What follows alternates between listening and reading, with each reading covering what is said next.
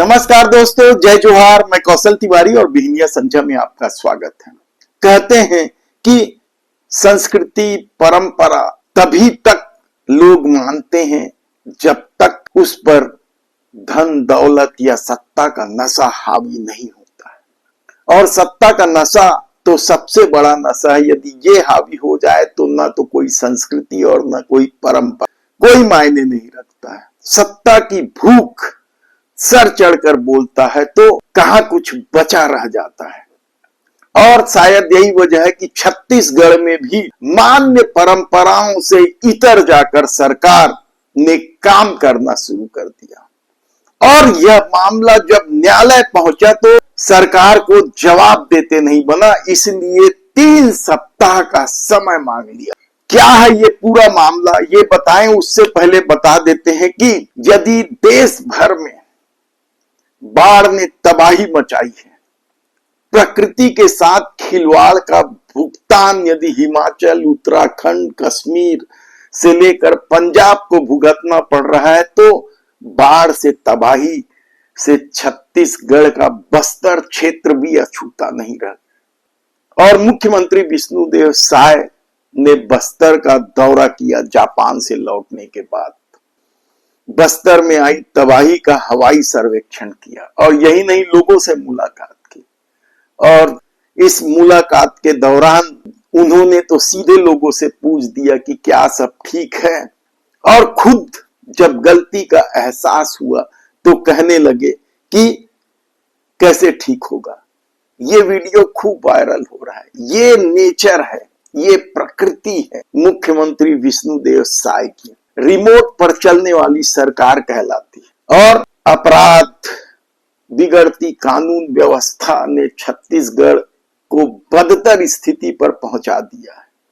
तो दूसरी तरफ मोदी की गारंटी पूरी नहीं करने की वजह से कई तरह के संगठन आंदोलन की राह पर है। और इस आंदोलन को विपक्ष ही नहीं, भारतीय जनता पार्टी के सांसदों का भी समर्थन प्राप्त होने से राजनीति, सियासत गरमाने लगी है। लेकिन आज हम बात कर रहे हैं उस मान्य परंपरा। छत्तीसगढ़ की अपनी परंपरा है, अपनी संस्कृति है। जियो और जीने दो की संस्कृति को आत्मसात लिए छत्तीसगढ़ को मिनी भारत भी कहा जाता है, क्योंकि सभी प्रांत के लोग यहाँ आकर बड़े शानदार ढंग से रहते हैं, शांति से रहते हैं। शांति का टापू भी है, धान का कटोरा भी है। तो खनिज संसाधनों की वजह से अमीर धरती भी है। ये अलग बात है कि अमीर धरती के गरीब लोग को लेकर कई तरह के सवाल उठे, लेकिन आज हम बात कर रहे हैं सत्ता की उस भूख का जिन्होंने मान्य परंपरा का भी ध्यान नहीं रखा। जी हां, हम बात कर रहे हैं छत्तीसगढ़ में 3 मंत्रियों के शपथ के बाद संविधान की अवहेलना का।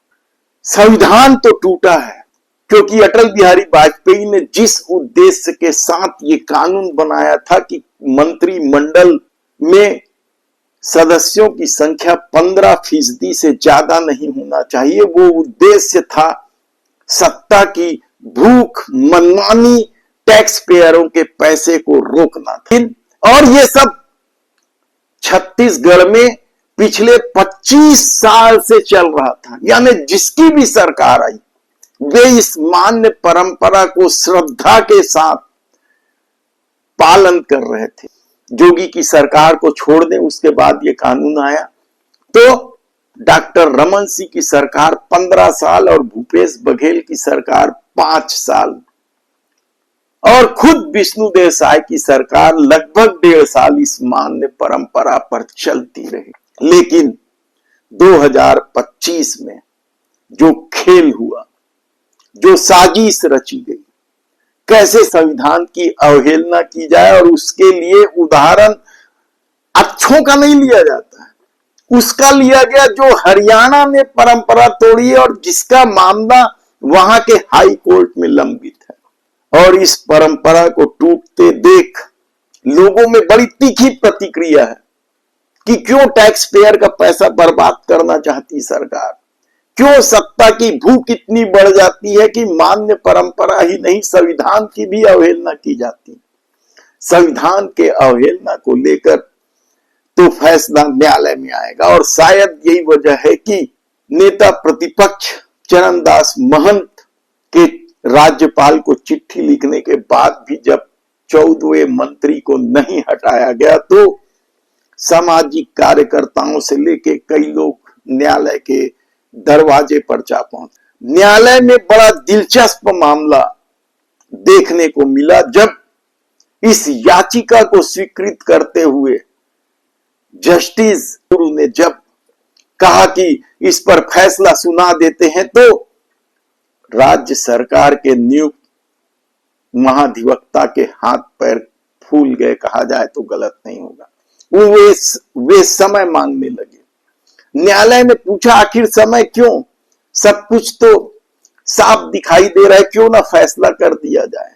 और परिस्थिति देखकर सरकारी वकील ने कहा कि इसी प्रकृति का, इसी नेचर का एक मामला सुप्रीम कोर्ट में लंबित है, इसलिए इस मामले की सुनवाई टाल दी जाए, इस पर फैसला टाल दिया जाए।